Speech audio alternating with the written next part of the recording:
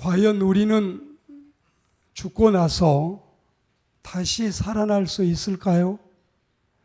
늘 쉬어오던 숨소리도 멈추고 우리의 시신은 싸늘하게 식고 손발은 묶여서 냉동실에 들어가서 2, 3일을 견뎌야 되고 그리고 다시 꺼내서 여물하고 수의를 입혀서 관에 넣고 못을 꽝꽝꽝 박고 연구차에 태워다가 화장하고 매장하고 하관식도 다 끝냈는데 과연 우리는 다시 살아날 수 있을까요?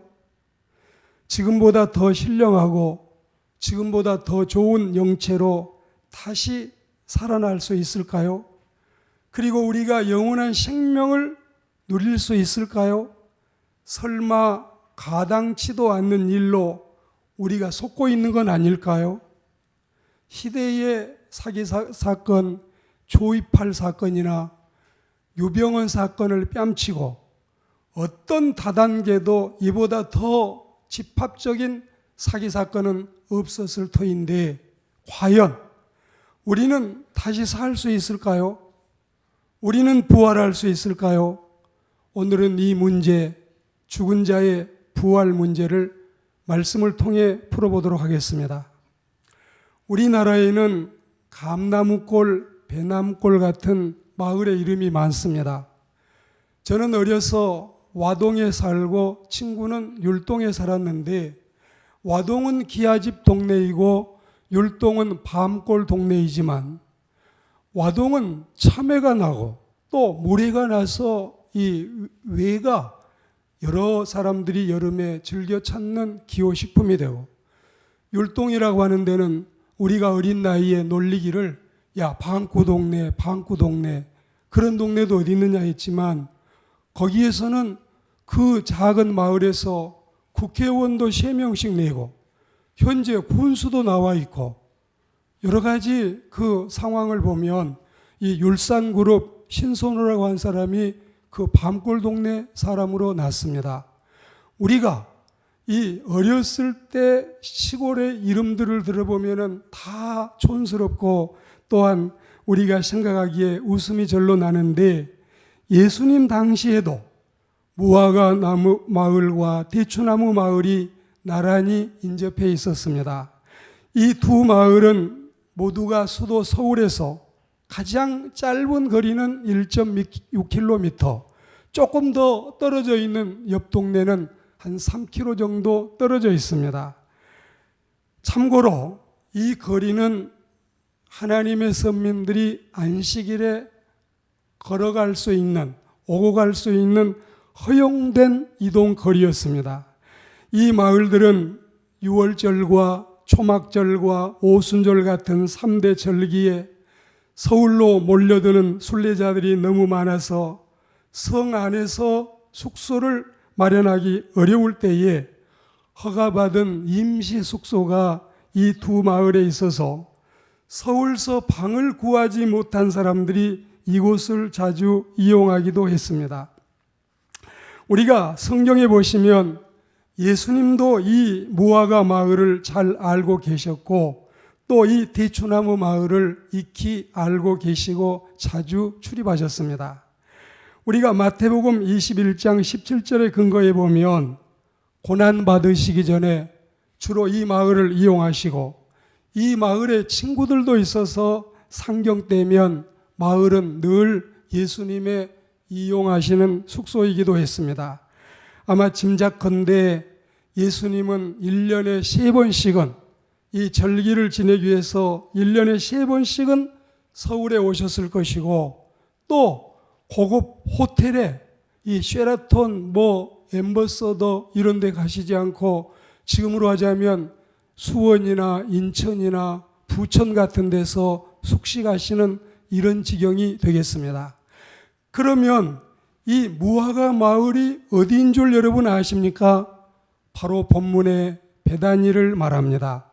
베다니라고 하는 이 마을은 지난주에도 우리가 들었지만 괴로움의 집, 가난한 자의 집도 되지만 무화과 나무의 집이라는 뜻입니다. 그리고 대추 마을은 바로 벳바게를 의미합니다. 예수님이 서울로 상경하실 때 등경길에 나귀가 필요해서 이 나귀를 이용한 곳이 바로 이 벳바게 나귀였습니다. 서울 예루살렘보다도 지대가 높아서 순례자들이 서울을 한눈에 내려다보면서 다소 황홀한 심정으로 비록 비싸게 돈을 들여서 호텔에 잠을 자지 못하지만 이렇게 자는 것도 굉장히 낭만적인 이런 실정이었습니다. 제가 86년 맨 처음 이스라엘을 갔을 때 이 솔로몬 호텔은 당시에 60불을 달라고 하고, 그러나 나사렛 지역에 있는 유수 호스텔은 1.8불, 2불도 되지 않는 작은 비용을 들여서 잠을 잘 수가 있습니다. 멀리에서 솔로몬 호텔을 보면서 저기는 누가 들어가는가? 그렇지만 이 나사렛 호수가에 있는 유수 호스텔에서 이 적은 돈을 들이고도 얼마든지 기쁘고 즐거운 이런 때의 생활을 연상해 봅니다.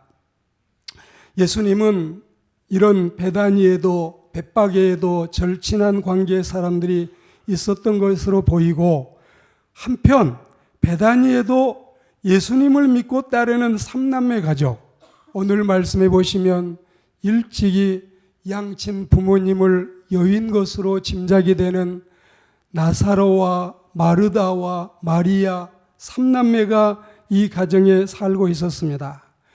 요한복음 11장 5절 말씀에 보면 예수님은 이 가정의 삼남매를 사랑하시더라.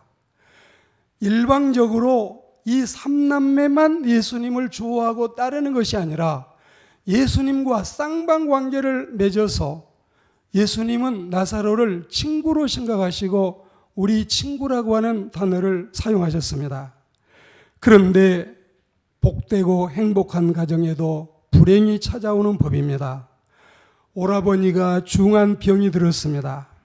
오라버니의 병세가 깊어지자 마르다가 인편에 사람을 보내서 예수님께 나사로의 위중함을 알리게 된 것입니다.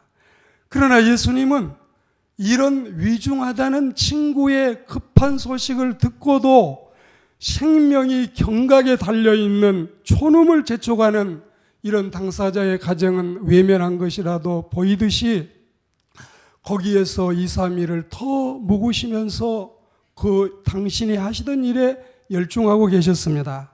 드디어 예수님은 무화과 나무 마을 베다니를 신방하러 가시면서 우리 친구 나사로가 잠들고 있다. 이제 우리는 그를 깨우러 가자. 여기에서 예수님은 나사로가 잠들고 있다고 하는 이 말씀은 죽었다는 뜻이고 깨우겠다는 뜻은 부활시키겠다는 뜻입니다. 나사로가 벌써 사나흘 전에 죽어서 장례식까지 치렀습니다. 그러나 우리는 그를 조문하러 가는 것이 아니다. 예수님은 성경 어느 곳에서도 장례식 설교를 해보신 적이 없고 예수님은 가시는 곳곳마다 생명을 살리고 사람을 살리는 이런 일을 하셨다는 사실을 우리는 믿습니다. 주님은 그를 다시 살려내서 부활시키러 가는 길이라는 말씀입니다. 예수님이 이 나사로를 자기 친구라 하심은 정말 이렇게 친밀하고 사랑스러운 관계, 앞서 말씀드린 것처럼 서울의 신라 호텔이나 쉐라톤 호텔이나 엠버서더에 가시지 않고 이렇게 작은 마을에 민박을 하시는 이런 예수님의 모습을 우리가 생각을 하는데, 이로 보아서 예수님과 이들과의 관계가 친밀한 교분 관계임은 능히 짐작할 수가 있고, 또 마중 나온 두 자매에게 예수님께서 오빠의 시신이 어디에 있느냐, 그리고 예수님이 눈물을 흘리신 이 광경을 봅니다. 우리가 성경에서 지저스 웹트, 예수께서 눈물을 흘리시더라, 이런 성경 구절이 3군데가 있는데, 인류를 위해서, 민족의 멸망을 위해서 친구의 죽음 앞에서 예수님은 인간적인 연민과 애정을 보여주신 것입니다. 예수님의 이 우리가 모습을 보면 주님은 슬픈 자를 긍휼히 여기시는 아름다운 주님이시고, 아름답고 아름다워 부활절 칸타타를 하나님께 드린 것처럼 우리 예수님은 아름다운 마음의 소유자임을 믿습니다. 예수님은 언제나 동정심 많은 나의 친구이십니다. 내가 울고 있을 때 주님도 마음이 아프셔요. 내가 눌려 있을 때 주님도 통증을 느끼셔요. 내가 짐이 무거울 때 주님이 그 짐을 대신 지고 싶어 하십니다. 내가 매여 있고 갇혀 있을 때 주님이 풀어주기를 원하십니다.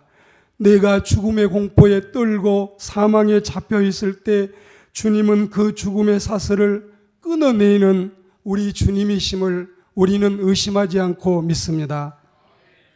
다시 우리가 본문으로 돌아가서 이들 남매 중에 특히 마르다를 우리가 여러분 보시면, 이 두 자매 중에서 마르다를 보시면 오라버니의 병든 소식을 듣고서도 재빨리 달려오시지 않고 여유를 부리다가 나흘이 지나서야 병문안이 아닌 조문객이 되어버린 예수님을 저기 원망하면서도 부활신앙의 고백만큼은 뚜렷한 이 자매를 볼 수가 있습니다.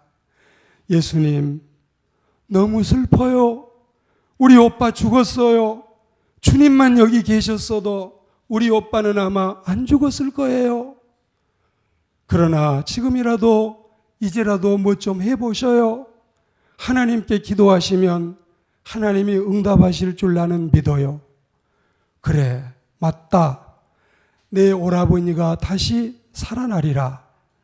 그렇겠죠? 마지막 부활 때야 다시 살아나겠죠? 아니야. 나는 부활이요, 나는 생명이다. 나를 믿는 자는 설령 죽어도 다시 살아나고, 살아서 믿는 자는 영원히 죽지 않는다. 이것을 너는 믿느냐? 네, 주님 믿습니다. 믿고 말고요. 주는 그리스도시요 세상에 오시는 하나님의 아들이 아니십니까?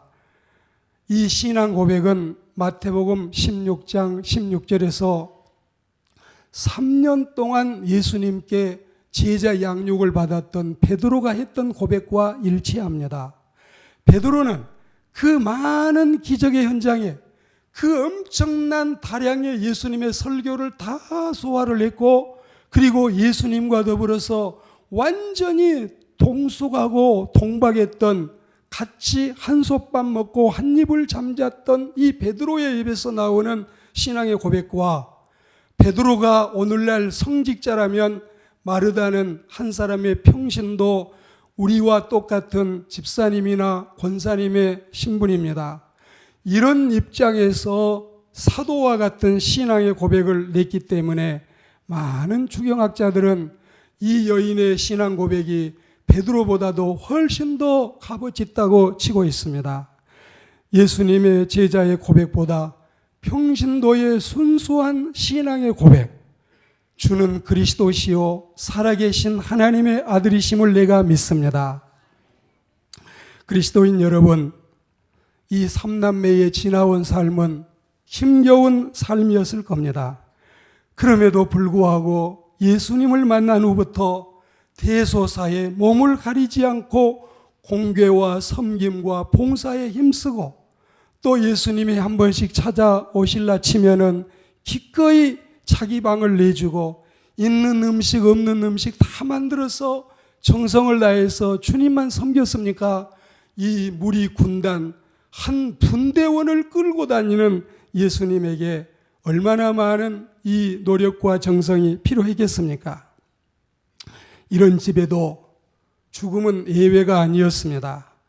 이 집안처럼 주님을 잘 믿고, 이 가정처럼 신앙생활 잘하고, 이 삼남매처럼 봉사생활 잘해도, 충실하게 신앙생활해도 죽음의 길은 면치 못한다는 사실을 우리는 알고 있습니다. 단양에 가면 역동 우탁의 시비가 있습니다. 한 손에 가시 쥐고 또 한 손에 막대 들고 늙는 길은 가시로 막고 오는 백발은 막대로 치렸더니 백발이 지 먼저 알고 지름길로 오더라. 지름길로 오더라. 모든 인생은 늙어갑니다. 여러분, 우리는 well-being, well-dying, 잘 살고 잘 죽는 것만 따지지만 요즘에는 well-aging, well-dying은 여러분 4분의 1밖에 안 돼도, well-being은 4분의 1밖에 안 돼도 well-aging은 늙어가는 세월이 4분의 3이라 했습니다. 늙어가는 세월이, 쉽게 말하면 여고 2학년만 지나고 여고 3학년 때부터 사람은 늙어간다고 하지 않습니까? 우리는 늙어가고 있어요. 30살, 40살이면 이미 노화가 시작이 되고 50살, 60살은 옛날 60이면 고려장입니다. 우리는 여러분 백발을 가시로 막고 오는 세월을 막대로 막으려고 해도 지가 먼저 알고 지름길로 옵니다. 영국의 유명한 셰익스피어는 말하기를 우리 인간에게서 죽음을 제외하고는 아무것도 내 것은 없다. 아무것도 내 것이라고 할 수가 없다. 그리고 히브리서 9장 27절 말씀에 한 번 죽는 것은 사람에게 정해진 것이고 그 후에는 심판이 있으리라. 심판이 있으리라. 어제 우리는 압둘라의 사망을 이야기했습니다. 압둘라의 재산이 18조 4천억 원입니다. 어마어마한 부귀영화를 누렸습니다. 이 압둘라의 재산이 18조 4천억 원인데 그가 죽고 나서 평민들과 똑같이 여러분 평민의 공동묘지에 안장되고 관 하나 없이 비석 하나 없이 나라의 제도가 물론 그러하지만 돌 깔아놓고 거기에 여러분 압둘라를 묻었습니다. 우리 인생은 하나님 앞에서 죽음밖에는 보장받아 놓은 게 없습니다. 사형수 아닌 사람, 사형 선고 안 받고 지금 살고 있는 분 한번 손들어 보십시오. 다 죽게 되어 있습니다. 저희 집에는 14개월 동안 3명의 생명이 불어나서 저는 요즘에 너무너무 표정 관리하느라고 너무너무 기쁘고 즐거워요. 이 아이들을 보면은 너희들은 2100년도 넘어 살겠구나. 그러나 2200년까지 저 아이들이 살아남을 수 있을까요? 살 수 없습니다. 여러분, 명사심리에 해당하여 꽃이 진다고 서러워하지 말아라. 명춘삼월 봄이 오면 너는 다시 피어나지만 가련한 우리 인생 한 번 가면 못 와. 한강수는 늘 흘러서 쉬지 않건만 무정하다 이 인생 한 번 가면 다시 못 오네. 우리는 죽어가는데, 늙어가는데, 노하고 있는데, 죽음이 우리 눈앞에 놓여 있는데, 우리는 사형 선고를 받았는데, 우리는 모두가 사형수인데 죽어지고 나서 다시 살아날 수 있을까요? 이것이 만약에 예수교회에서 우리에게 지금까지 가르치고 설교했는데 우리가 이 사실이 거짓이라면 우리는 여전히 죄인이고 우리는 여전히 믿음도 헛것이고 우리는 거짓말쟁이로 드러나고 이 세상의 모든 인간이 살고 있지만 기독교인 만큼 불쌍한 사람은 세상에 없다 했습니다. 기독교인 만큼 불쌍한 사람, 얼마든지 양심의 가책을 느끼지 않고도 죄짓고도 살아갈 수 있는 이 세상에 우리는 작은 것까지도 양심의 가책을 느끼고 너무너무 여러분 앞에 창피하고 민망하고 죄송하지만 그런 부끄러운 고백들을 하고 있는 우리의 처지를 생각해 보십시오. 사랑하는 그리스도인 여러분, 그리스도교 예수교회는 부활 하나에 다시 사는 내세의 생명 하나에 기독교의 전 이 목숨이 다 걸려 있습니다. 전 재산이 기독교회에는 부활밖에 없습니다. 아라비아 메카에 마호메시의 무덤이 있고 중국 황하에 공자의 무덤이 있고 인도 설산에 석가의 무덤이 있지만 영국 에이번에 셰익스피어가 누워있지만 예수님은 예루살렘 어디에도 예수님의 무덤은 없습니다. 비어 있습니다. 지금 예수님의 무덤에 가보면 He is risen, He is not here. 그분 살아나셨다. 그분 일어나셨다. 그분 여기 안 계신다. 그리고 예수님은 잠자는 자들의 첫 열매가 되셔서 우리를 영원한 천상으로 인도하고 우리에게 생명을 주시고자 부활하신 주님임을 믿습니다. 세상에는 우리 한국에는 17,500개 직업이 있다고 합니다. 미국에는 45,000가지 직업이 있다고 합니다. 이 엄청나게 많은 직업 가운데 부활이 거짓이라면, 예수교회에서 설교한 게 가짜라면 목사보다도 성직자보다 더 고등사기꾼이 있을까요? 천하에 몹쓸 사람 중에 이보다 더 몹쓸 사람이 어디에 있겠습니까? 오늘 말씀을 맺어가겠습니다. 석가모니가 기원정사에서 설법을 하고 있을 때 한 아주머니가 자기 아들이 죽어서 울어싸면서 내 아들 좀 살려줄 사람은 없느냐고 아우성을 칠 때 옆에서 보고 있던 사람이 너무너무 민망해서 우리 석가 선생님이 기원정사에서 설법하고 계시는데 그분한테나 가보면 혹시 살아날지 몰라도 다른 사람은 살릴 길이 없다고 이야기하니까 죽은 아들을 다 남의 도움을 받아서 들쳐업고 가서 석가모니 앞에 가니까 여인아 내 말을 듣거라.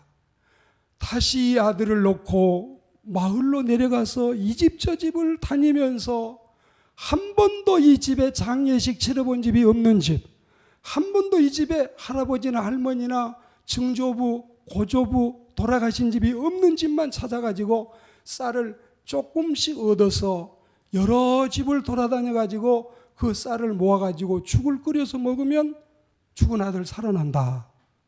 그런데 내려가 보니까 사람 죽었다는 집만 있지 죽지 않는 집은 아무 집도 없는 거예요. 속은 기분에 그럴 수 있어요. 점잖은 양반이 그럴 수 있어요. 그럴 때 석가가 말하기를 생자 필멸이라. 살아난 자는 반드시 죽게 되어 있다. 꽃은 피어도 고치고 사람은 나도 이윽고 죽는다. 이 허무한 법칙은 생명 있는 것들에 피할 수 없는 운명이다. 이게 석가의 이야기입니다. 그때 이야기입니다. 여러분, 죽은 집이 없으니까, 다 사람은 죽어가니까 그렇게 알고 가슴을 쓸어내리면서 그렇게 알고 살아야 된다. 이게 죄 많은 우리 인생이다. 그러나 우리 예수님은 한 미망인의 아들 상여를 메고, 여러분 지금 운구행렬을 하고 있는데도 이 상여에서 청년을 일으켜서 살려내시고, 할렐루야, 어린 소녀를 살려내시고, 오늘 성경 말씀에 이미 이 형제는, 나사로 집사님은 세상을 떠나서 나흘이 돼서 장례식을 치러서 냄새가 풀풀 나는 그런, 여러분 썩고 있는 송장인데도 우리 주님이 살려내셨습니다. 우리는 속는다면 이보다 더 크게 속는 건 없고, 믿는다면 이보다 더 큰 믿음은 다시 없을 줄 믿습니다. 우리는 부활을 믿습니다. 다시 살아날 부활이 우리의 첫 인생에, 내 인생의 마지막 남은 적금은 부활밖에 없을 줄 믿습니다. 내 인생의 마지막 남은 거 다 털어서 다, 여러분 우리가 빼앗겨도 부활만큼은 빼앗기지 않는 하나님의 사람들이 되기를 축복합니다. 부활이 없는 기독교는 없습니다.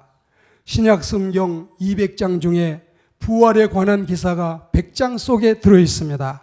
주님은 무화과 마을 베다니를 찾으듯이 우리 가정과 우리 회사와 내 마음에도 찾아오시기를 주의 이름으로 축복합니다. 주님을 만나는 그곳이 우리의 벳박이고 우리의 베다니입니다. 우리는 베다니 그곳에서 다시 힘을 얻고 용기를 얻고 담력을 얻고, 우리의 벳박이에서 우리는 다시금 훌훌 털고 일어나서 신앙의 담력을 얻는 저와 여러분들이 되기를 축복합니다. 그리고 우리 자신이 예수님을 모신 내 마음이 누군가의 무화과 나무 마을 배단위가 되어주고 누군가에게는 우리가 벳바개가 돼서 우리를 만나면 사람들이 살맛이 나고 생기가 돋고 재미가 나고 우리를 만나면 영생을 소개받고 주님을 소개받고 함께 구원받을 수 있는 우리가 되어야 되겠습니다. 무화과 꽃 피는 배단위, 대추나무 열매 맺히는 벳바개, 우리는 이런 신앙의 동산에서 죽어도 다시 살고 우리 어머니 돌아가셔도 우리 아버지 소천하셔도 우리 부부간에 내외간에 먼저 떠났어도 다시 만날 부활의 소망을 가지고 하나님을 섬기다가 선한 일 많이 하다가 아버지 앞에 칭찬받고 상급받고 면류관 쓰는 우리 모두가 되기를 주의 이름으로 축복합니다.